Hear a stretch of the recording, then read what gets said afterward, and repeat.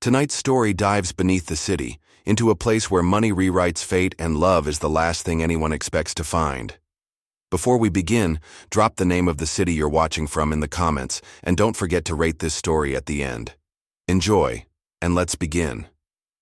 The night didn't start in Manhattan's glitter or in a penthouse where men like him sign away empires. It began under the city's skin, down a staircase with no name, past velvet ropes guarded by faces that forget nothing, into a room where chandeliers burned like stolen suns and everyone pretended they weren't here to buy what should never be sold. Nicole had never seen a room like this. She'd grown up counting pennies at a kitchen table that wobbled if you leaned on it, listening to a tired refrigerator rattle through the night like an old man's cough. She learned early that magic tricks were for other people. Where she came from, bills didn't vanish, they multiplied. But desperation teaches you new doors, and tonight she had walked through one she'd promised herself she never would. She stood backstage with 6 other women in gowns chosen by Madame, the iron-fisted curator of this hidden market. Fabrics that fit too well and meant too little. The dress smoothed her edges, the mirror erased her history. Still, the truth clung to the back of her throat. She was here because the hospital called twice and used words like urgent and balance due, because Lily's school emailed about another late payment, because hope is expensive and time charges interest. For Mom, Nicole whispered, pressing her fingers into her ribcage as if she could keep her heart from bolting. For Lily. Breathe. Madame clicked in on 5-inch heels, smile lacquered, eyes unreadable. Ladies, she said, voice honey over glass. Remember, tonight is performance. Wealthy men don't pay for bodies, they pay for stories. Shoulders. Back. Eyes up. Smile like you've swallowed a secret. Her gaze paused on Nicole, measuring. Especially you. Beyond the curtain, an auctioneer warmed the crowd with theatrics. Gentlemen, and the rare lady among us, welcome. Tonight isn't about taste, it's about access, not possession, exclusivity. Laughter rose, low and knowing. Glasses clinked. Somewhere, ice cracked like a warning. Nicole had served men like these upstairs in the club, executives who drank 12-year scotch like it was tap water, heirs who treated attention like oxygen and demanded a constant supply. But this room felt different. Contracts were signed here without pens. Consequences arrived without sirens. A handler lifted the curtain an inch. Nicole saw tuxedos in rows, cufflinks flashing like tiny lighthouses, watches precise enough to measure the distance between a heartbeat and a bad decision. She tasted metal. She pictured her mother's hands, thin, warm, unstoppable even when they trembled, and made herself step back from the edge of panic. The first 2 women went quickly. Bids rose like tide, polite at first, then greedy. 6 figures, then 7. Each hammer strike sounded final and oddly gentle, like a bedtime story told to put your conscience to sleep. When the 3rd woman's price landed, Madame leaned in backstage and murmured to Nicole, "See? They want to be entertained. Give them a reason to remember you." Nicole almost laughed. Remember me? She had built her life carefully on the opposite. On being the girl no one noticed, the one who could slip from shift to shift without leaving a fingerprint.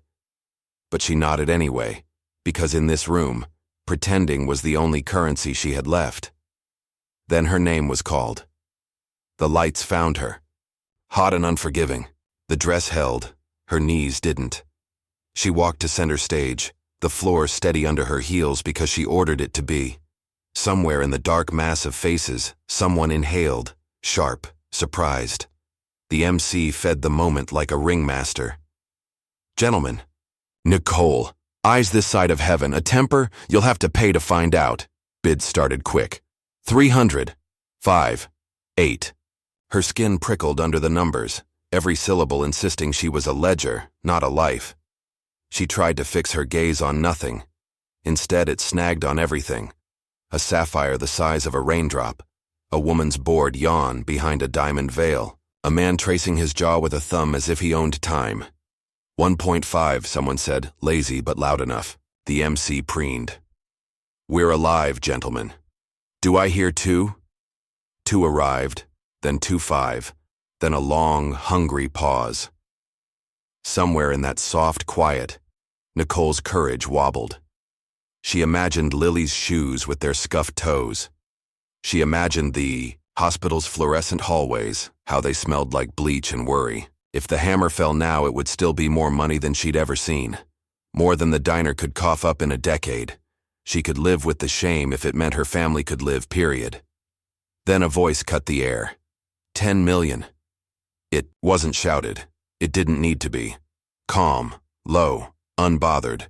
The tone of a man who had spent years never hearing the word no. The crowd rustled, heads tipping like sunflowers tracking a single beam. Did I hear? The auctioneer began. 50, the same voice said, as casual as ordering coffee. 50 million. For her. Sound vanished. Even the chandeliers seemed to hold their breath. Somewhere, Madame's smile sharpened into something animal. The handler's fingers tensed on Nicole's elbow, reverent and afraid. A spotlight slid across the front row and landed on him. He was not the loudest man in the room, but gravity took orders from him anyway. Dark suit that drank the light, white shirt starched into weaponry, hair smoothed back as if chaos never touched him. He sat easy, one ankle resting over a knee, a cut glass tumbler sweating on the armrest, his blue eyes level and unblinking. He didn't leer, he didn't smirk. He simply existed in a way that rearranged other people's choices. When the cone of light pinned him, he didn't flinch. He lifted his glass the slightest inch, a toast with no smile. Sold, the auctioneer whispered, then louder, relieved. Sold to Mr. Raphael Montclair. The room exhaled into murmurs. The number itself became a creature, slithering under tables, curling around ankles, sliding up spines. Some men laughed the laugh of losers. A few glared. One woman rolled her eyes, unimpressed. Madame's hand warmed around Nicole's arm. Don't faint, she said softly. You fall in front of money, and they mistake you for fragile. Two men in black moved through the aisle with the smoothness of expensive threats. Raphael stood, tall, taller up close than he'd looked sitting, and the crowd parted without being asked. He didn't look back at the stage as he left. He didn't need to. Ownership, Nicole realized dimly, has a posture. Backstage, the curtain fell and everything went small. The lights dimmed to a headache. Madame adjusted Nicole's strap, efficient, almost motherly if mothers took a cut. You just bought your family time, she said, like a benediction. Don't ruin it by thinking too hard. Nicole wanted to argue that thinking had already kept her alive longer than luck ever had. But she swallowed the retort and the rising nausea at the same time. 50 million. It didn't even sound like money anymore. It sounded like a sentence. A corridor stretched from the stage to a private suite, carpet-swallowing footsteps, walls hung with paintings that made you feel uncultured for breathing near them. At the door, a guard the size of a refrigerator nodded once at Nicole as if acknowledging a fact the room had already decided. Inside, silence hummed. A decanter waited. Two chairs faced each other like questions. Raphael Montclair didn't stand when she entered. He simply watched, the kind of watching that weighed and measured without cruelty. Up close, he looked less like marble and more like a man who hadn't slept enough in a year. A detail she didn't mean to notice. A faint pale, line near his temple, a thin scar that made him reel. Nicole, he said as if trying out the sound. Sit. She remained standing. Is this where you tell me the rules? Her voice surprised her by not breaking. He studied her for a heartbeat. You're not a thief, he said. You don't lie easily, and you hate that you're here. His gaze didn't waver. I don't need rules. I need clarity. Clarity, she repeated, the word bitter on her tongue. As in, you paid, and now... As in, he cut in gently. Your mother's hospital balance will be cleared by noon. Your sister's tuition, paid through graduation, your apartment, settled, and you. He let the you hang, not cruelly, not tenderly. You will not go back to that life. Not for a while. Something in her tried to stand up to him. You mean ever. His jaw tightened once, then loosened. I mean, until leaving wouldn't feel like a fall. Nicole's laugh was small and unpretty. You don't get to redefine gravity. Money doesn't, he agreed. But safety can. Silence pooled between them, dense, strangely warm. She hated, deeply, immediately, that part of her wanted to believe him. She saw her mother's face in the hospital's harsh light, heard Lily's voice pretending not to be scared, and hated that she could be bought at all, even for them. But love isn't a ledger, it's a lever. It moves things you swore you wouldn't touch. What do you want from me? She asked finally. Raphael's eyes flicked, just briefly, toward the framed black and white photo on the sideboard. A woman, on a beach, hair whipping, the kind of smile you can only have when you think the world owes you nothing and you've decided to forgive it anyway. He looked back at Nicole, and for the first time his certainty cracked at the edges. Time, he said. Company. Silence when I ask for it. Conversation when I don't. A pause.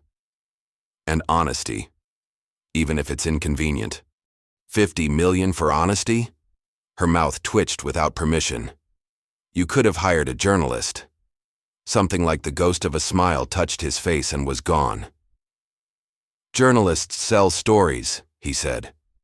I'm trying to buy a life back. Whose? She asked before she could stop herself. He didn't answer. He didn't need to. The woman in the photograph answered for him with her wind-tangled hair and impossible grin. Nicole stared at the floor until the pattern steadied. When she looked up, she spoke like someone signing with a shaking hand. Clear the hospital. Pay Lily's school. No one touches them. Ever. She swallowed. And I stay. For now. Raphael nodded once, an agreement rather than a triumph. For now, he echoed. Beyond the door, the auction roared on. Upstairs, the city kept lying to itself about what it would and wouldn't do for money. In a quiet room paid for in ways both of them would regret later, Nicole felt the world tilt and lock into a position that wasn't chosen so much as conceded. She wasn't lucky, she was purchased. But somewhere between those words, a different one stirred. A word she wouldn't admit yet because hope, like wealth, is dangerous when held wrong. For tonight, she held on to something simpler. Breath in, breath out. Tomorrow, she would call the hospital. Tomorrow, she would ask Lily about her math test and pretend her voice didn't echo. Tomorrow, she would learn the rules of a life she hadn't wanted and decide, piece by piece, which ones to break. Tonight, a billionaire lifted a glass to a ghost, and a girl who had never been chosen realized she'd been chosen for all the wrong reasons, and maybe one day, for one right one. Nicole didn't sleep that night. She lay on the edge of a bed too large, in a room too silent, listening to the hum of her own pulse. The mattress was softer than any she'd ever touched, the sheets so smooth they felt unreal against her skin. But none of it brought comfort. Comfort belonged in the creak of her old apartment floorboards, in the sound of her mother's cough, muffled through a thin wall, in the faint laughter of Lily reciting lines from her school play. Here everything was polished, perfect, and terrifying. When dawn finally bled through the curtains, Nicole sat up, pulled her knees to her chest, and reminded herself why she had done this. Mom, Lily, rent, debt. She repeated the words like a rosary. Each one stung, but together they made a shield. At 8 o'clock sharp, a knock echoed against the heavy door. It wasn't Raphael. It was one of his men, dressed in black, expressionless. He set an envelope on the desk without a how word. Nicole waited until he left before opening it. Inside, a hospital receipt marked paid in full. A letter from Lily's school confirming tuition had been cleared through graduation. A bank statement with her name attached to an account that had more zeros than she had ever seen. Nicole's throat tightened. She pressed the papers against her chest and let out a sound that was half laugh, half sob. It was real. It had actually happened. For the first time in years, she wasn't drowning. But the relief was a trap too. Because freedom had been purchased with chains. When Madam had recruited her weeks ago, she'd spoken about the underground bar as if it were a strange fairy tale. It's not for the poor, Madam had said, lips curling. It's for the men who already own everything but still want more. They gather in secret. They pay not because they need, but because they can. And if you're clever, you'll let them. Nicole had hated the woman instantly, but she hadn't walked away. The promise of money was too powerful. She remembered the first night Madame had brought her to the exclusive bar, the hidden staircase tucked behind a bookstore that no one visited anymore. It smelled of leather and smoke, of money burning slowly, just to prove it could. Nicole had carried trays of champagne flutes, weaving between the suits and gowns, listening to laughter that always had teeth. Every man there looked untouchable, every woman sharpened like glass. She had felt invisible, and for a while that had been a relief, but invisibility doesn't pay hospital bills. When Madame whispered that she could step out of the shadows, that one night on stage could erase years of struggle, Nicole had hesitated, only long enough to taste the word desperation on her tongue. Then she'd said yes. Now here she was, in a stranger's mansion, tied to a contract she hadn't signed but had no power to refuse. She rose from the bed, crossed to the window, and pulled back the curtain. The view was staggering. A garden, carved with precision, fountains that caught the morning sun, a pool that glittered like liquid sapphire. It was the kind of place she used to pass on the bus, pressing her forehead to the glass and imagining what it must feel like to live there. Now she knew. It felt like being owned. Her phone buzzed. She grabbed it desperately, praying for a text from Lily. "Nicole, is it true?" Just 4 words. From her sister. Her stomach sank. The rumors had already reached home. Someone must have told, or maybe Lily had overheard neighbors whispering. Nicole typed back slowly. "It's okay. Mom's treatment is paid. You don't have to worry anymore." 3 dots blinked, then disappeared. No reply came. Nicole set the phone down and wrapped her arms around herself. She could live with her own shame, but the idea of Lily seeing her as less than a sister, as a sellout, a stranger, was unbearable. That afternoon, Madame visited. She breezed into the room without knocking, trailing expensive perfume and arrogance. "So," she said, eyes flicking to the papers on the desk. "He paid, just like I told you he would. You should be grateful." Nicole clenched her fists. Grateful for what? Being sold like cattle? Madame laughed softly, shaking her head. "You think too small. This isn't slavery, darling, it's opportunity. Do you know how many girls beg for a chance like this? You've been chosen for 50 million. Nicole spat the number back like it was poison. 50 million doesn't make me less trapped. Madame stepped closer, her voice low and sharp. Then learn to live with the trap. Make it work for you, because you can't go back. Not now. He won't allow it. And trust me, neither will I. The words hit like a slap. Nicole turned away, staring hard at the garden until her eyes blurred. Madame left without another word, heels clicking on marble like a countdown. That night, alone again, Nicole sat at the desk and opened the bank statement once more. Her mother's life. Lily's future. It was all secured by those numbers. She whispered into the silence. This is survival, that's all it is. But deep down, she knew survival had a price, and she had only just begun to pay it. Morning came with a kind of brightness that felt staged, like the sun had been hired to flatter the house.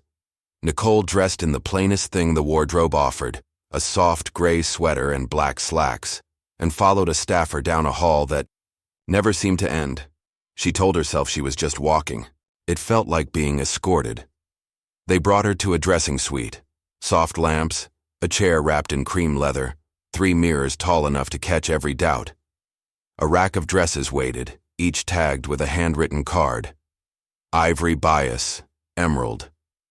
Silk, black velvet. Someone had imagined a woman for each of them. None looked like Nicole. Madame arrived with the stylist, an elegant man with silver at his temples and a tape measure around his neck. "We're not selling you again," Madame said, as if reading her mind.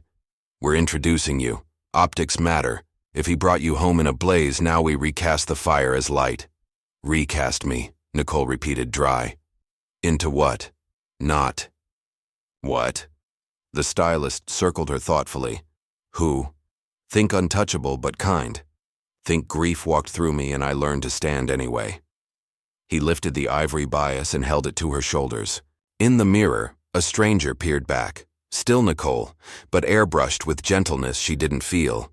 He frowned, set the ivory aside, tried the emerald. It warmed her skin, brought out an unexpected gold in her eyes. There, he said. A promise, not a weapon, Madame approved with a small nod.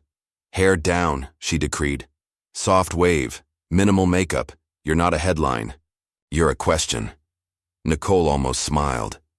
I thought men like answers. They do, Madame said, until they fear them. The stylist worked quietly, competent hands translating chaos into something almost serene. Nicole let herself go still. When had anyone last touched her hair without demand? When had anyone looked at her face like it deserved careful decisions? As the curlers cooled, the door opened without a knock. Raphael stepped in, alone, suit darker than yesterday's, tie loosened as if he'd been arguing with the day. He stopped. When he saw her, a visible hesitation, like a sentence he hadn't planned to say had just landed in his mouth. The stylist moved aside instinctively. Madame did not. You're early, she said. I wanted to see, Raphael answered, eyes never leaving Nicole. To make sure this isn't theater for me. If it were theater, Madame replied unbothered, you'd be paying me hazard rates. Nicole stood, fingers smoothing the emerald silk. Is there a script I meant to learn? The question embarrassed her as soon as it escaped. It sounded naive to the point of dangerous. Raphael shook his head. No script, just a path, dinner tonight, family only. His jaw set on the word family, as if it could mean more than blood. My mother will be there. A new kind of fear clicked into place. Mothers held power that money couldn't buy. Approval like hers lived at a different altitude. And if she doesn't like me? Nicole asked, because pretending bravery is not the same as living it. Raphael's mouth tightened, then eased. Then she'll need time, he said. But she will be respectful. The pause before the last word did not go unnoticed by Madame, who arched a brow that could cut glass. Fine, Madame said. Respect is a choice, like tone, posture, and the exit you use when a room becomes a cage. She turned to Nicole, unexpectedly soft. Shoulders back. When you fear you'll shatter, change your breathing, not your face. The stylist slipped off the last curler, the mirror filled with a version of Nicole that almost convinced her. Woman, not merchandise. Person, not price. She stood straighter, on purpose because posture wasn't just for the spine, it was for the soul. A knock. The house manager, understated and immovable, announced, "Car is ready." They drove the long circle around the property, not because it was efficient, but because grandeur refuses straight lines. The dining room awaited. Flowers that smelled like a restrained apology. Candles trimmed to identical heights. A table polished to a memory. Staff ghosted through their tasks with reverence. This wasn't a meal. It was a ceremony. Nadia Montclair entered first. She was silver, where others tried to be gold. A suit cut with mathematical certainty. Pearls that made you remember your posture. She did not offer her cheek. She offered her eyeline. Nicole, she said, pronouncing each syllable as if weighing it. Welcome. Thank you, Nicole managed, aware of her heartbeat stair-stepping in her throat. They sat. For the first act of dinner, conversation limped. Safe questions about weather and the charity gala next month. The sort of dialogue that keeps patient. Secrets from bleeding. Nicole answered carefully, never pretending to be what she wasn't. She spoke about her mother's care without naming the hospital. She spoke about her sister without apologizing for loving her. Nadia listened the way. Surgeons watch monitors. Raphael, for his part, did not rescue Nicole from silences. He allowed them to be navigated, which felt like a kind of faith. Halfway through the main course, The door edged open, and a small boy peered in, sticky with sleep and defiance. "Grandma," he announced solemn, "I need water that tastes like stars." Nadia's face reshaped itself in an instant, steel receding to reveal the grandmother beneath. "Sparkling," she translated. "Come." She poured, added a twist of lemon as if knighting the glass, and pressed it into small hands. The boy's eyes, a pale storm gray, flicked to Nicole and lingered. Children always stare when a new planet appears in their sky. "You're pretty," he said factual. "Are you sad?" Nicole blinked. No one had ever asked her that in a dining room with 12 chairs. "Sometimes," she said honestly. "Are you?" He considered. "Only when I think too hard." He took a ceremonial sip. "But then I count 3 good things. 1, Grandma. 2, poppy seed cookies. 3, my dog knows how to open doors." He lifted his glass to Nicole. "Maybe you should count." The room breathed again. Nadia's gaze flicked between her grandson and Nicole, calculation adjusting around tenderness. Raphael's expression softened into something that looked like memory. After the boy patted away crumbs in his wake, Nadia set her napkin down and said, not unkindly, "Money makes the world think it knows us. It does not." Her eyes found Nicole's. "You are here. That is already more difficult than most people admit. I won't ask you to perform contrition or gratitude. I will ask you not to lie." Nicole's shoulders dropped a fraction. "I'm not good at lying," she said. "It never sticks." "Good," Nadia replied. "It ages the face."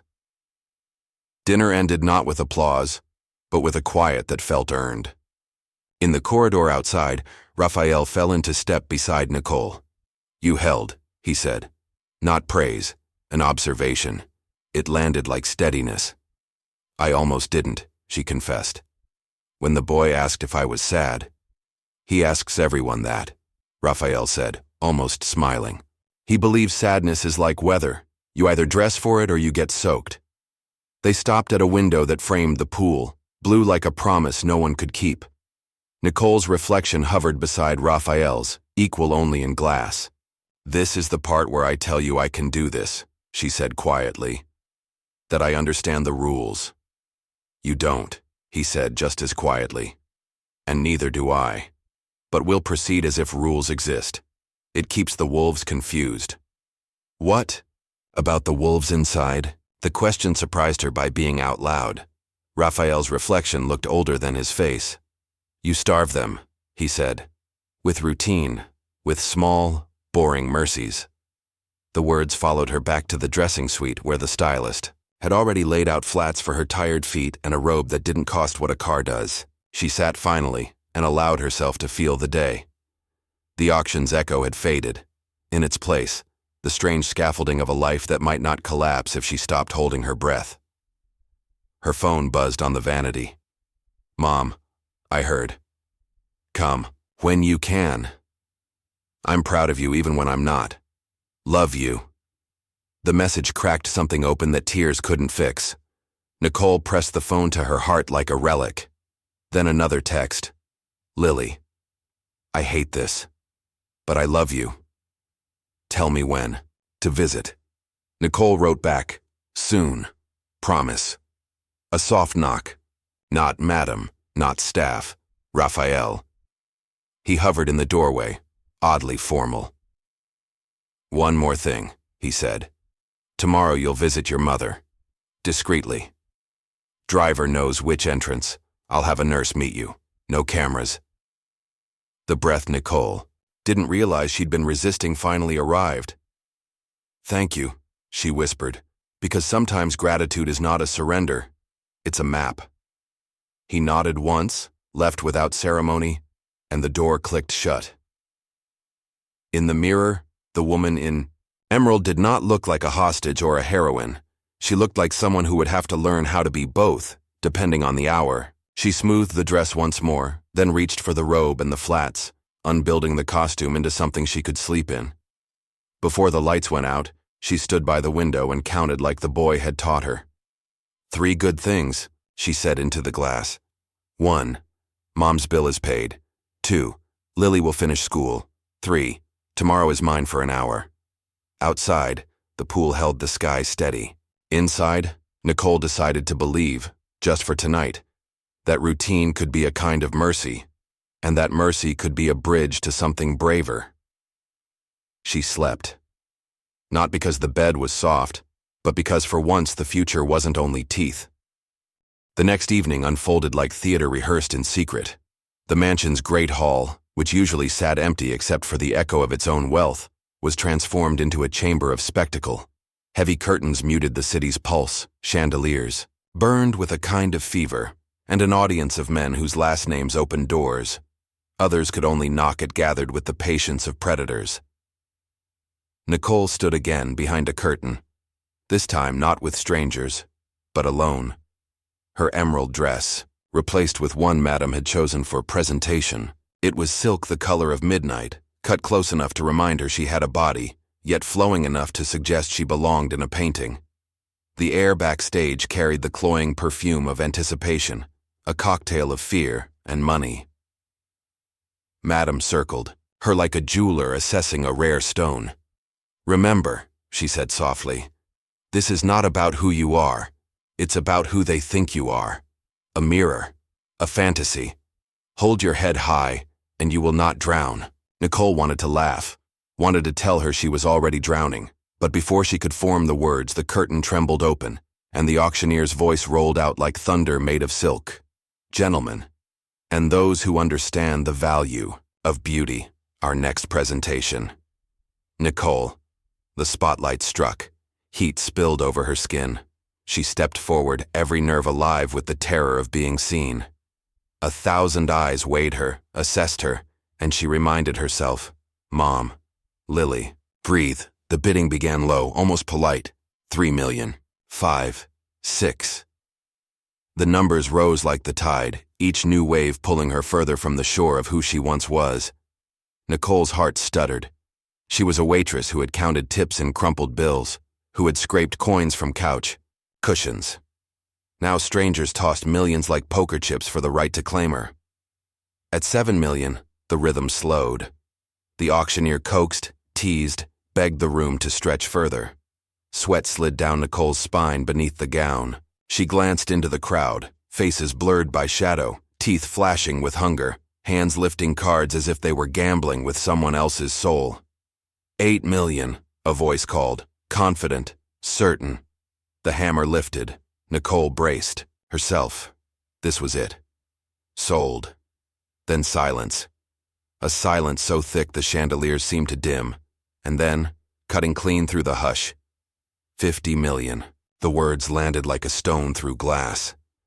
Gasps scattered the room. Someone cursed under his breath. Another laughed in disbelief. Nicole's knees weakened, her pulse hammering against her ribs like a prisoner desperate for release. The spotlight swiveled, searching. It found him, Raphael Montclair, seated at the front, utterly composed.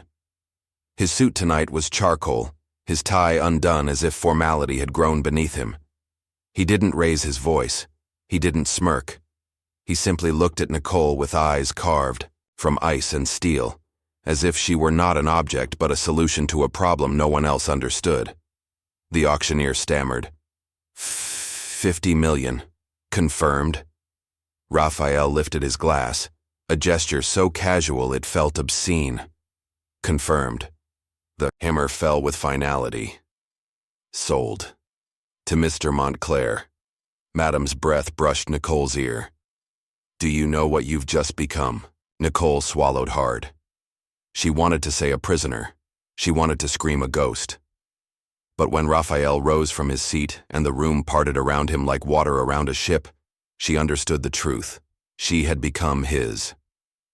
2 men in black suits moved toward the stage, their presence more ritual than necessity. They guided Nicole off the platform, away from the lights, away from the gasping crowd. Her heels clicked against marble, echoing like a countdown to a life she hadn't chosen. Behind them, voices swirled. Disbelief, envy, speculation. 50 million wasn't just a bid. It was a declaration, a boundary crossed. Nicole's breath came shallow as they entered the corridor that led to the private suites. The air grew cooler, the noise fading into velvet silence. She tried to steady herself, but her body betrayed her. Every step felt less like walking and more like falling. At the end of the hall, a door opened. Raphael stood waiting. No guards, no entourage, just him. He didn't smile. He didn't offer a hand. He simply said, "Come." The word was not a command. It was inevitability. Nicole hesitated on the threshold, her heart beating loud enough to drown the silence. She thought of her mother's bills, stamped paid, of Lily's tuition cleared, of the zeros that had rewritten their future. And she thought of her own freedom, slipping from her grasp like smoke. She stepped inside. The door closed behind her with a finality that sounded like fate. The suite was quiet in a way that felt heavy, like silence had weight. Nicole stood just inside the door, her back pressed against the wood as if it might open again and let her escape. The chandelier overhead spilled light too warm for a room, this cold. Across from her, Raphael Montclair sat as though the world had arranged itself around him. Legs crossed, a glass of whiskey balanced in one hand, his gaze steady and unreadable. He didn't speak at first. He let the silence linger until Nicole's breath grew uneven, until she shifted on her heels and folded her arms across her chest like armor. Finally, his voice broke the stillness. Low, controlled. "You understand what happened tonight?" Nicole tried to meet his eyes. "That you bought me." Her voice cracked on the last word, but she didn't correct it. His head tilted slightly, as if testing the word against his thoughts. "Bought," he repeated. "That's one way to see it. Another way is this. I ended the bidding before anyone else could treat you like something disposable. There's a difference." Nicole let out a bitter laugh.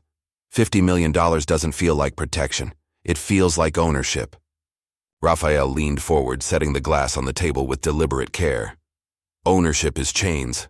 I'm offering terms." "Terms," she echoed, disbelieving. "Like a contract?" "Yes." His voice didn't flinch. "Consider this. Your debts are cleared. Your mother's hospital bills paid. Your sister's education secured. That wasn't charity. It was the opening of a contract. In return, you will stay here. You will not run. And you will not speak to anyone outside this house about what you've seen." Her pulse spiked. "And what if I refuse? For the first time?" A shadow of steel crossed his expression. "Then the hospital balance reappears, tuition evaporates, and Madam finds a way to remind you how fragile survival can be." He paused, letting the threat breathe before softening just enough to sting. "I don't want that. You don't want that. So we agree." Nicole's arms dropped to her sides. She wanted to scream, to throw the glass at the wall, to claw her way out of the velvet prison that surrounded her. But her mother's face hovered in her mind. The pale skin, the weak smile when Nicole promised it would all be okay. Lily's laughter, bright and careless, waiting for a future that Nicole couldn't afford until now. Her voice came out smaller than she wanted. "And me? What do I get?" Raphael studied her, his eyes catching the light like storm clouds on. "Gus, you get security, comfort, the knowledge that your family is safe, and you get my word that no harm will come to them." Nicole bit down on her lip until it hurt. Security, comfort, words that sounded like silk and cut like wire. "And what do you get?" This time he didn't look away. "Company." His tone was even, but something flickered in his eyes, something Nicole couldn't name. "You're not a replacement, Nicole. Don't think I confuse you with someone else, but you remind me that I haven't lost everything." Her breath caught. She wanted to ask who, what he saw when he looked at her, but fear rooted her. Instead she whispered, "I want it in writing." A faint curve touched his mouth. Not quite a smile. "Good. You're smarter than most. I'll have papers drawn. Until then, understand this. Leaving isn't an option. Not for now." He stood, and the room seemed to rise with him. For the first time, Nicole noticed the scar near his temple, a pale line that contradicted the perfection of his tailored presence. He picked up the whiskey again and moved to the window, gazing out at the dark garden as though it answered him in ways she couldn't. Nicole stayed frozen, torn between gratitude and fury, between relief and despair. The contract he spoke of wasn't ink and signatures. It was chains made of obligation, shackles forged from her love for her family. When she finally found her voice, it was barely more than breath. "So I'm yours now." Raphael turned, the city lights framing him like a silhouette. His reply was quiet, chilling, and certain. "You were mine the moment I said 50 million. Nicole closed her eyes. She thought of her mother breathing, easier in a hospital bed, of Lily studying without fear of being sent home, of bills burned to ash. And she thought of herself, alone in a golden cage, holding a contract she hadn't signed but couldn't escape. For her family, she would endure. She had to. But in her chest, something whispered, survival has a price, and she was only beginning to pay it. The car smelled of leather and distance. Nicole sat in the back seat, her hands clenched in her lap, watching the city blur past the tinted glass. Raphael had kept his promise. A driver, a nurse, no cameras. It should have felt like relief. Instead, it felt like walking into a storm with no umbrella. When the car finally slowed in front of her mother's apartment, Nicole's chest tightened. The building looked smaller than she remembered, as though it had shrunk under the weight of unpaid rent and years of exhaustion. The peeling paint, the cracked steps, everything screamed of the life she had tried so hard to shield her family from. Her mother was waiting at the door, fragile, wrapped in a shawl that didn't quite hide the way illness had hollowed her cheeks. For a moment, time folded, and Nicole was just a daughter again running into her mother's arms. But when her mother embraced her, the hug was desperate, almost angry. "What have you done, Nicole?" she whispered, her voice breaking. Nicole swallowed hard. "I did it for you, Mom. For Lily. The bills. They're gone. You're safe now." Her mother pulled back, her eyes wet but fierce. "Safe? With men like him, no one is safe. You've traded your life for ours." Before Nicole could answer, Lily burst into the room. Her little sister's eyes were red from crying, her fists balled at her sides. "Tell me it isn't true," Lily demanded. "Tell me you didn't sell yourself to that man." Nicole reached for her, but Lily stepped back. "You don't understand," Nicole said, her voice shaking.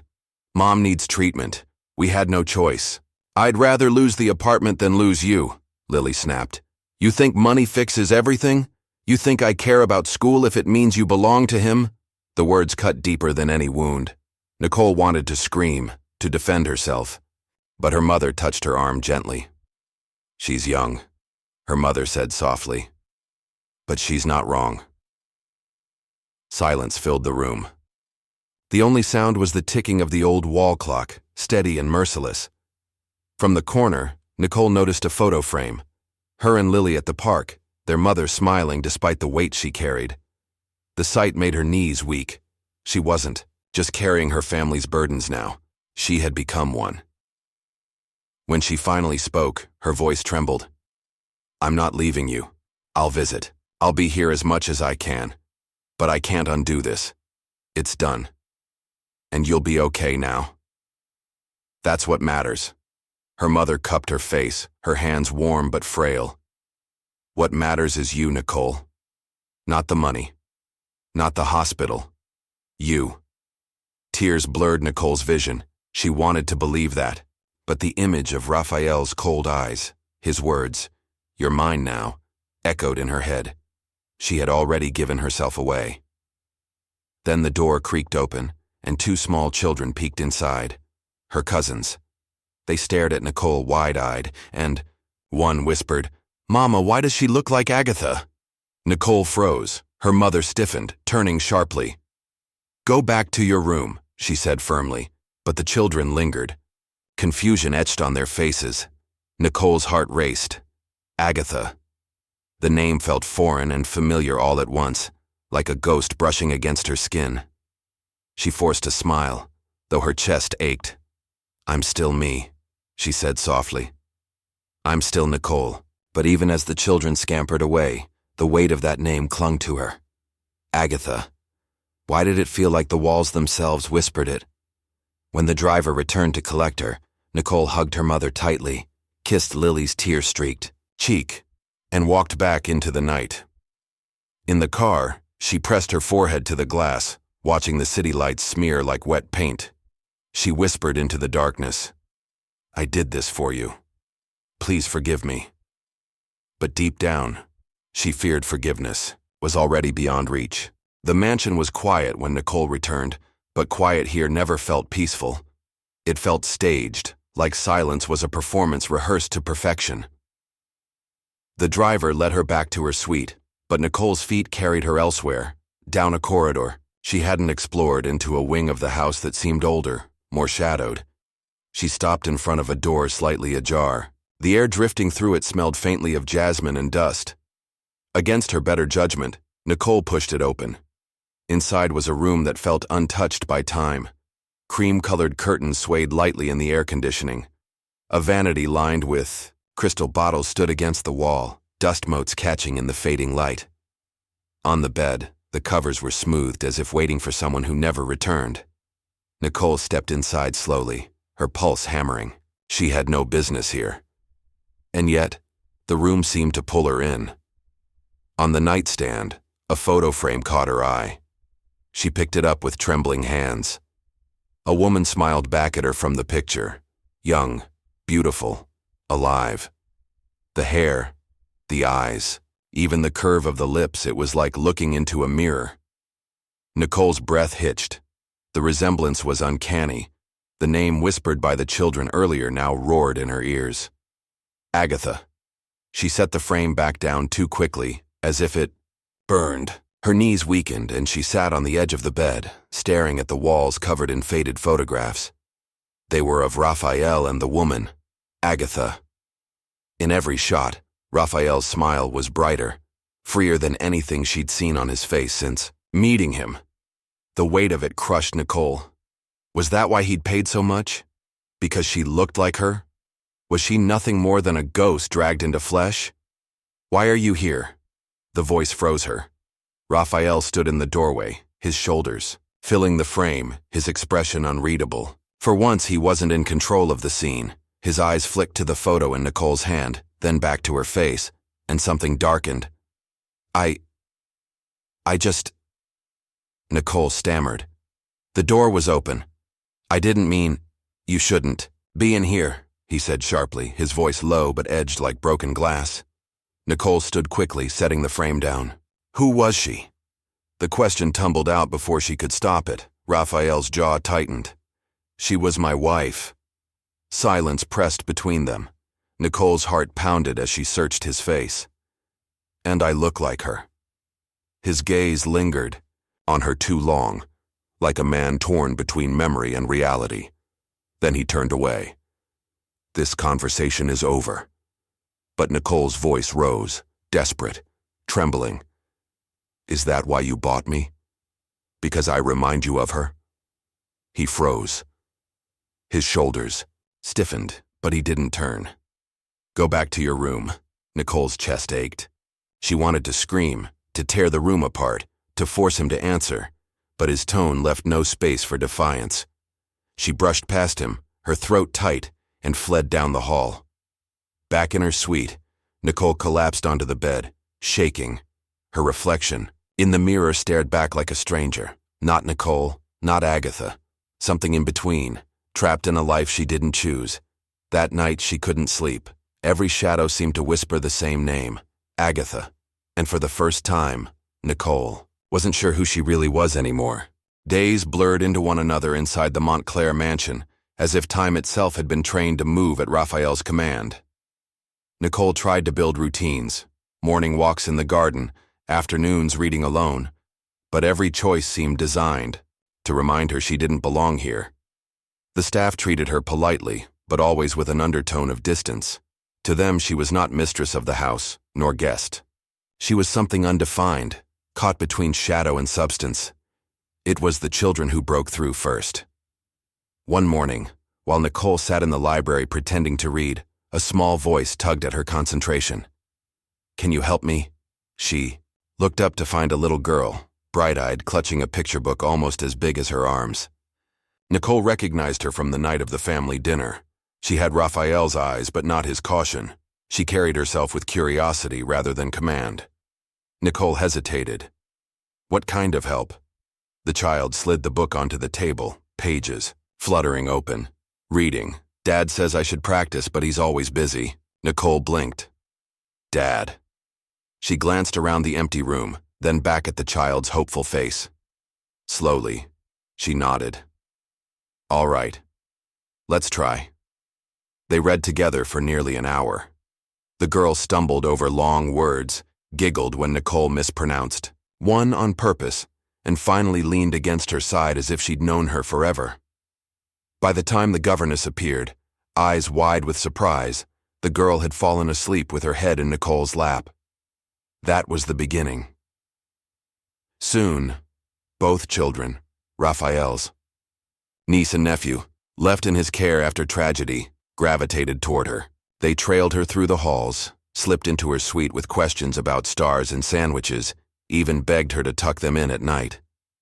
Nicole found herself cooking small meals in the staff kitchen, laughing softly when the boy insisted that sandwiches always taste better when cut diagonally.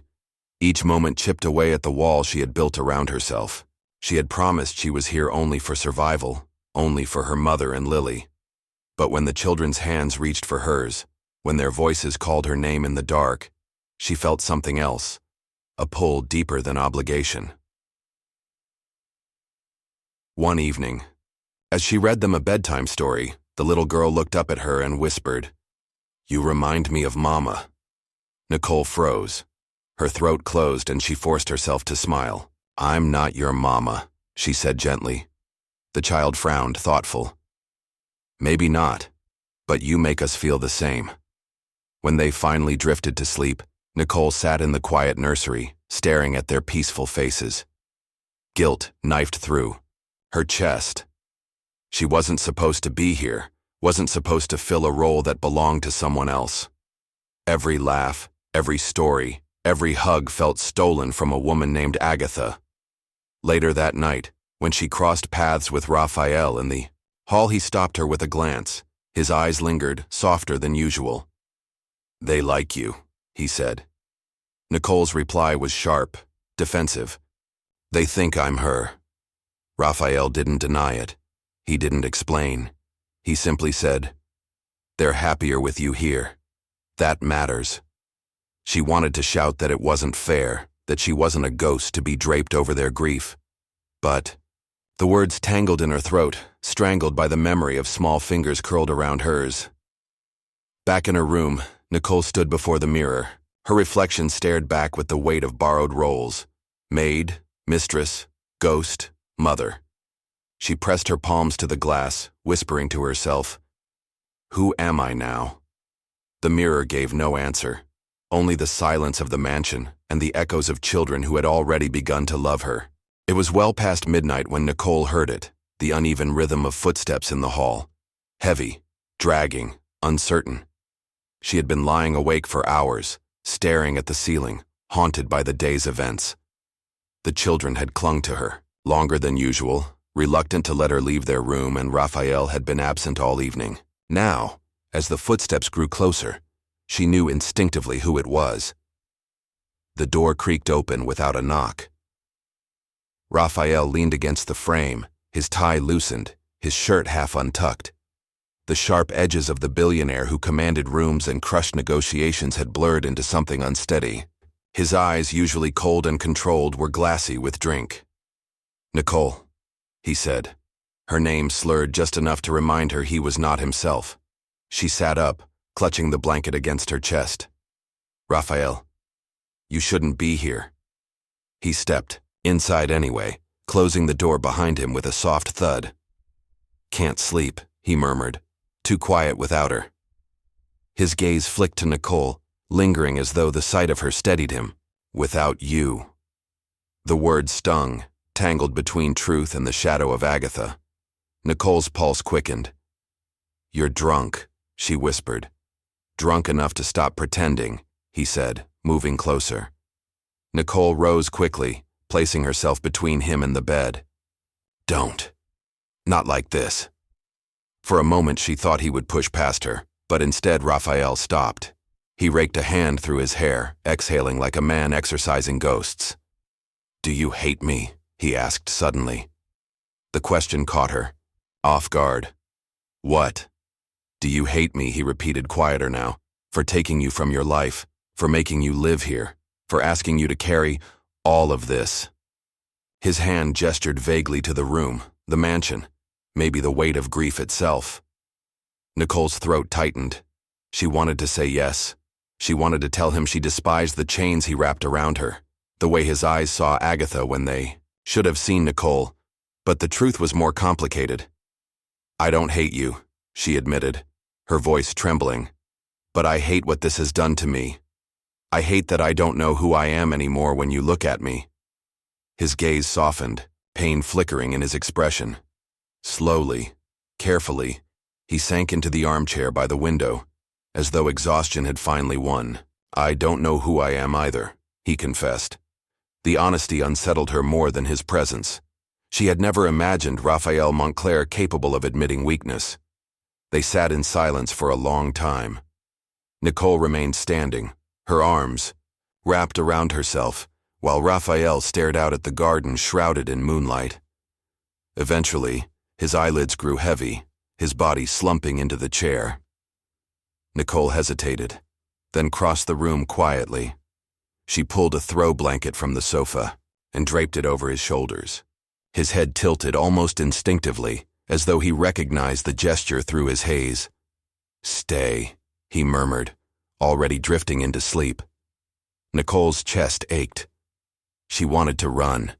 She wanted to scream. But instead, she whispered, "Good night, Raphael," and returned to bed. Sleep found her slowly, tangled with confusion. When she woke the next morning, the armchair was empty, the blanket neatly folded, and Raphael was gone. But something had shifted. For the first time, she had seen not the billionaire, not the captor, not the man chasing ghosts, but Raphael, raw and human, broken in ways that mirrored her own. And that terrified her more than anything. Morning sunlight spilled through the mansion's tall windows, catching in the glass vases and turning the air golden.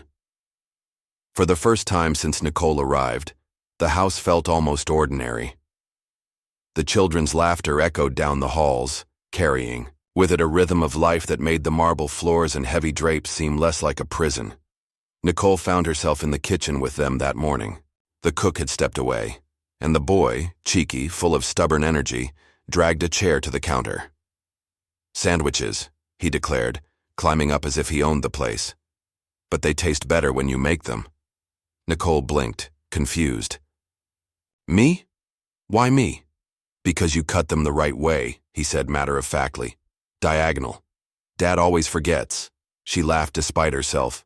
"That's the secret, huh?" The girl nodded earnestly. "And you tell stories while you do." It's so she did. She spread peanut butter and jelly, slicing the bread carefully into neat triangles, all while weaving a story about a fox who thought sandwiches were treasure. The children listened wide-eyed, crumbs on their lips, their giggles filling the kitchen with a warmth Nicole hadn't realized she missed. By the time Raphael entered, the table was scattered with plates, napkins, and laughter. He paused in the doorway, watching. For once, he didn't look like the man who bought her. He looked like someone who had stumbled into a home he'd forgotten how to keep. "You're early," Nicole said, surprised. He raised an eyebrow. "I live here," the boy piped up before Nicole could answer. "She tells better stories than you." Raphael's lips twitched, almost a smile. "I believe that." His eyes flicked to Nicole, and something softer than usual lingered there.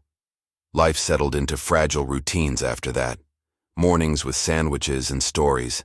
Afternoons spent reading with the children or walking them through the gardens. Evenings, sometimes quiet, sometimes punctured by Raphael's unexpected presence at dinner. Nicole tried to remind herself that this wasn't her life, that she was here because she had no choice, because her family's safety depended on her silence. Yet each day blurred the lines. The children leaned on her more, slipping their hands into hers without hesitation. They called her for help with homework, begged her to watch their favorite movies, even demanded she tuck them in at night. One evening, as she pulled the blanket over the little girl, The child whispered sleepily. Don't leave us, okay? Nicole froze, her throat tight. She brushed the girl's hair back gently.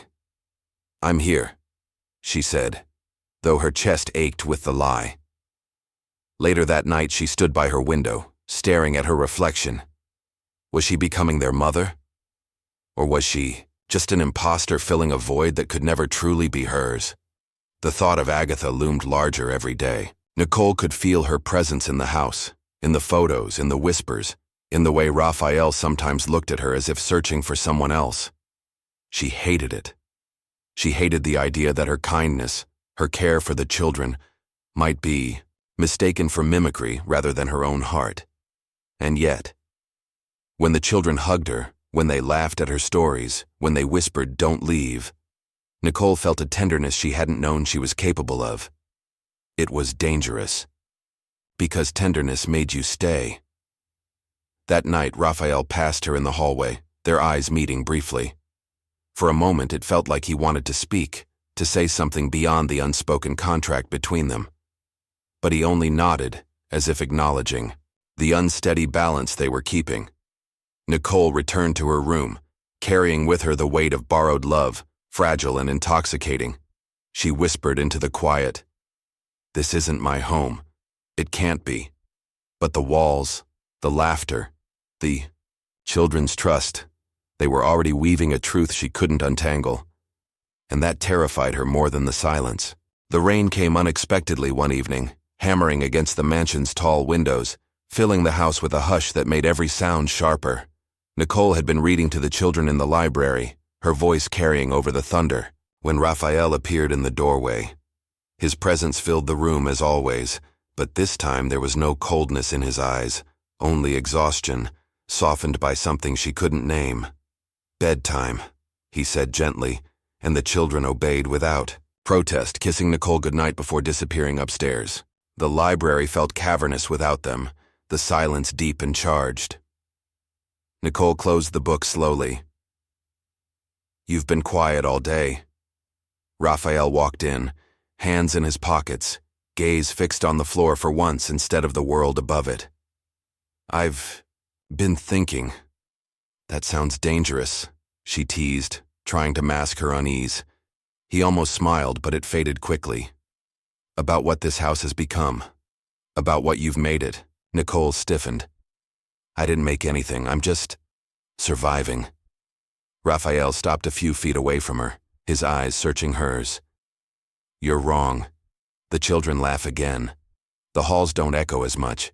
Even I—" He broke off, jaw tightening as though he'd revealed too much. Nicole's heart pounded. She wanted to step back, to keep the distance between them. But when the thunder cracked again, startling her, she flinched, and Raphael's hand reached for hers instinctively. Warm, steady, grounding. She froze. "Don't," she whispered, though she didn't pull away. "I can't," he admitted, his voice raw. "Not anymore." Before she could respond, he closed the distance, pulling her gently into his arms. She stiffened at first, every nerve screaming that this was wrong, that she was supposed to resist. But the steadiness of his embrace, the way his hand rested at the small of her back, broke something inside her. Tears welled in her eyes. "I don't know if I can be what you want," she confessed against his chest. Raphael held her tighter. "I don't want you to be anyone but yourself." The words pierced her. For so long she had feared he only saw Agatha when he looked at her. Now, for the first time, she wondered if he saw Nicole. He tilted her chin up, his eyes dark with something more than desire. When his lips touched hers, it wasn't a conquest. It was tentative, searching, almost reverent. Nicole's heart thundered louder than the storm outside, but she didn't pull away. Instead, she let herself fall into the kiss, into the dangerous warmth it promised. When they finally parted, both breathless, Nicole's voice trembled. "You'll regret this." "Maybe," Raphael admitted. "But tonight, I don't care." They stood there in the library, surrounded by books that had witnessed centuries of love and betrayal, and let themselves believe, if only for a moment, that they could start again. Later, as she lay in bed, Nicole pressed her fingers to her lips, still tingling from his kiss. She should have been afraid, should have reminded herself that this was all built on a contract she hadn't chosen. But instead, she whispered into the dark, "Thank you." For what? She didn't know. For the kiss. For seeing her. For reminding her that even in a gilded cage, she could still feel alive. But deep inside, Nicole knew this was the most dangerous step yet. Because once love entered the equation, survival was no longer enough. And survival had always been her only plan. The storm had passed, but its weight lingered in the mansion.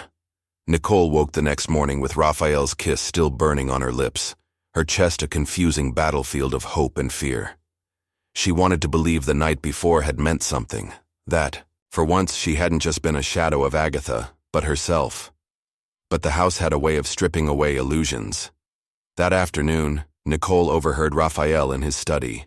His voice was low, urgent, speaking to the men who handled his affairs. She paused outside the half-closed door, her breath caught in her throat.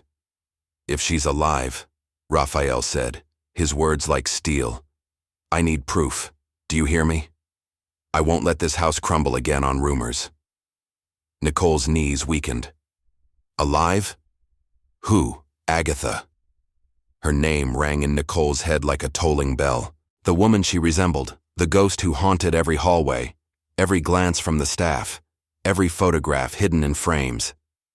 For weeks, Nicole had fought the feeling that she was just a replacement. Now she realized there might be no replacement at all, because the original might never have been gone. Before she could move, Raphael's voice sharpened. "Keep it quiet. If the press gets wind of this, everything unravels." Nicole stumbled back, retreating into the shadows of the hall. Her heart raced, her stomach twisting with nausea. If Agatha was alive, then what was Nicole? A pawn? A stand-in? A cruel joke? She didn't have time to find answers. That evening, during dinner with Raphael's mother, the tension erupted. Nadia Montclair had always been cold, but tonight her eyes were knives. The family jewels, a necklace passed down through generations, were missing, and the accusation fell squarely on Nicole. "You came into this house with nothing," Nadia said, her voice icy. "And now a necklace worth more than your life has vanished. Explain that." Nicole's fork clattered against her plate. "I didn't take anything." Nadia leaned forward, her lips curling. "Girls like you don't stumble into fortunes. You claw them! You steal them!" The slap came fast, sharp, echoing in the silence. Nicole's cheek burned, her vision blurring. Raphael rose instantly, his chair scraping back. "Enough!" His voice cracked like thunder, but Nadia's gaze never left Nicole. "She doesn't belong here," Nadia hissed. "She never will." Nicole's chest heaved, shame and fury warring inside her. The children sat frozen, wide-eyed. The illusion of safety shattered at the table. Without a word, Nicole stood and fled the room. Her vision tunneled, her breath ragged as she collapsed in the quiet of her suite. Tears streaked her face, her hands trembling. She wanted to believe Raphael when he said she mattered, when he kissed her as if she was more than a contract. But the truth screamed louder now. She was living in another woman's house, wearing her shadow like a costume. And if Agatha truly lived, Nicole's world would collapse entirely. She curled into herself on the bed, sobs shaking her frame, until exhaustion pulled her into a restless sleep. In her dreams, she wasn't Nicole anymore. She was someone else. Someone laughing in a park with children tugging at her hands. Someone blowing out candles on a cake. Someone who loved Raphael freely and was loved in return. She was Agatha. And when she woke, trembling and breathless, the truth felt less like a dream and more like a memory clawing its way back to life. Nicole awoke with her body trembling, her sheets damp with sweat. For a few seconds, she didn't know where she was. The ornate ceiling above her felt unfamiliar, the air too heavy. Then it all rushed back. The dinner, Nadia's slap, Raphael's, silence, and the dreams that didn't feel like dreams at all. She stumbled to the mirror, gripping the edges of the vanity until her knuckles whitened. Her reflection stared back at her, Hair disheveled, eyes rimmed with red, but underneath something else lingered. A face she recognized from photographs in the locked room. A face that wasn't supposed to belong to her. Agatha, she whispered. The name felt dangerous on her tongue, like a secret she wasn't meant to know. Her chest tightened, panic crushing her ribs. She barely made it to the bathroom before collapsing against the cold tile floor. The world tilted, blurred. Her breath came in shallow gasps until everything went dark. When she opened her eyes again, she was somewhere else. The park. Children's laughter echoed around her. A birthday cake with 7 candles sat on the table, frosting smeared across. Small cheeks. A man, Raphael, stood beside her, his arm around her shoulders, his smile bright and unguarded. She looked down and saw her own hands, not Nicole's worn and trembling ones, but softer, adorned with a wedding band. She was happy, whole, alive. The memory dissolved into static. Voices shouted her name. Nicole, Nicole. But another voice. Deeper, urgent, cut through. Agatha. She jerked awake with a strangled gasp, her head pounding. Raphael knelt beside her, his hand on her shoulder, his expression a storm of fear and confusion. You collapsed, he said, his voice tight. You weren't breathing right. Nicole blinked, trying to steady herself. Her mouth opened, but the truth clawed its way out before she could stop it. I saw them, the children, the cake, you. Raphael's grip on her shoulder tightened. What are you talking about? Tears filled her eyes. I think I'm her. The words slipped out like confession, raw and undeniable. I think I'm Agatha. His face drained of color. For the first time since she'd met him, Raphael looked truly shaken. He stared at her as though the ground had opened beneath them both. That's impossible, he whispered. But there was no conviction. Behind it, Nicole shook her head. It's not impossible. It's why I'm here, isn't it? Why you bought me. Why everyone looks at me like I don't belong. I remember things, Raphael. Things I couldn't know if I weren't her. He stood abruptly, pacing the room, raking, his hands through his hair. No, he muttered. You died. You died. I buried you. Nicole pushed herself up, her body trembling. But I didn't. Somehow I didn't. The door burst open. Nadia stood there, her face pale, her hands shaking. Behind her, 2 guards lingered, uncertain. She knows, Nadia said, her voice a hiss of terror and fury. She remembers. Nicole's knees buckled. Raphael caught her before she hit the floor, his arms wrapping around her like anchors in a storm. His voice, low but steady, pressed against her ear. Hold on, Agatha. Don't let go this time. Her. Tears soaked his shirt as the truth finally settled over her like a shroud. She wasn't just Nicole, the desperate waitress who had sold herself for survival. She was Agatha Suarez, the woman who had been declared dead, the wife Raphael had lost, the ghost who had come home. The revelation spread through the mansion like fire through dry grass. By morning, every servant knew. By noon, whispers reached the city, and by nightfall, the story broke across the news. Agatha Montclair was alive. Nicole, no, Agatha, sat in the drawing room with Raphael's arm tight around her shoulders as the television played the headlines. Socialite returns from the dead. Mystery surrounds billionaire's wife. Paparazzi swarmed the gates, their cameras flashing like lightning against the iron bars. Her head spun. Just days ago, she had been Nicole, anonymous, forgettable, a woman scraping by to survive. Now she was a resurrection, a scandal, a miracle no one had asked for. The weight of it pressed on her until she couldn't breathe. She stood abruptly pacing the room. I can't do this. I can't be her. Raphael followed, his voice steady but urgent. You are her. You always were. They stole that from you. But you're back now. You're Agatha. But Nicole is all I've ever known, she cried, clutching her chest. That life, my mother, Lily, it was real, wasn't it? Raphael's face softened. Of course it was. Those years, those people, they matter. But they don't erase who you are. You're both. Before she could answer, the door burst open. A man in uniform strode in, flanked by guards. It was Detective Alvarez, the one who had once handled her case. He looked at her with awe, then at Rafael. "We've arrested Mayor Castillo. He orchestrated the cover-up, paid off coroners, staged the death certificate. He wanted Agatha gone." The words fell like stones. Agatha's knees buckled, but Rafael caught her. "Why?" she whispered. The detective's jaw tightened. Because she knew too much about the laundering, the bribes, the land deals. She had evidence. Her disappearance bought him time.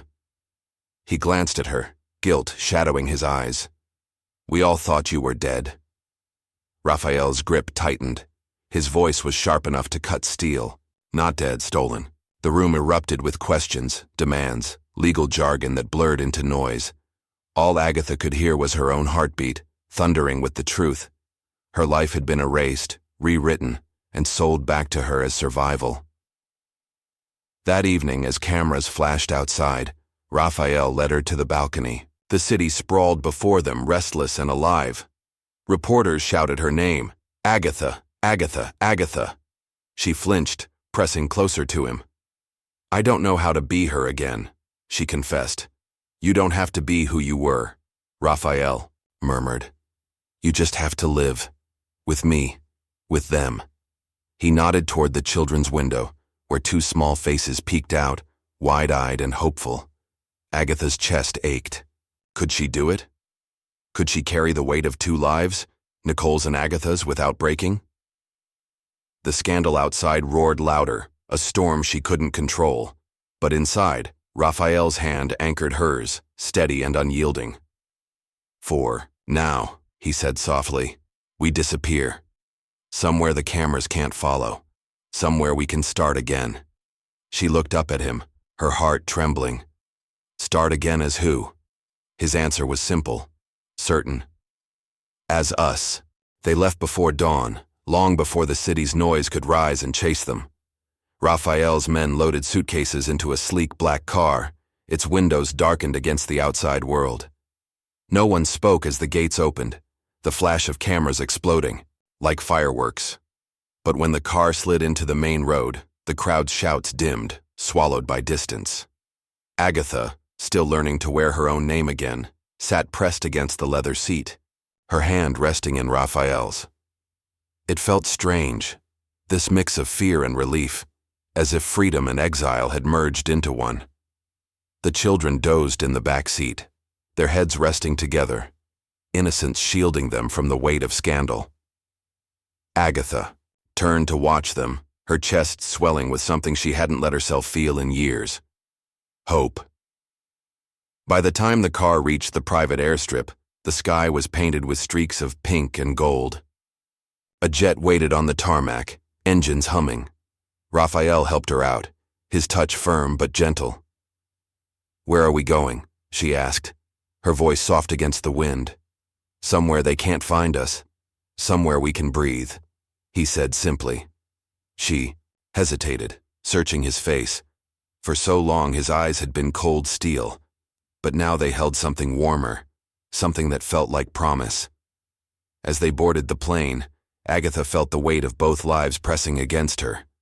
Nicole, the desperate girl who sacrificed herself for family, and Agatha, the woman who had once been loved and lost, now resurrected in scandal. Two names, two stories, one fragile body carrying them both. The jet lifted into the sky, the city shrinking beneath them. For the first time in years, Agatha didn't feel trapped. She felt unmoored, yes, uncertain, but free enough to imagine a future. Rafael squeezed her hand. "We'll rebuild," he said. "Not the same as before.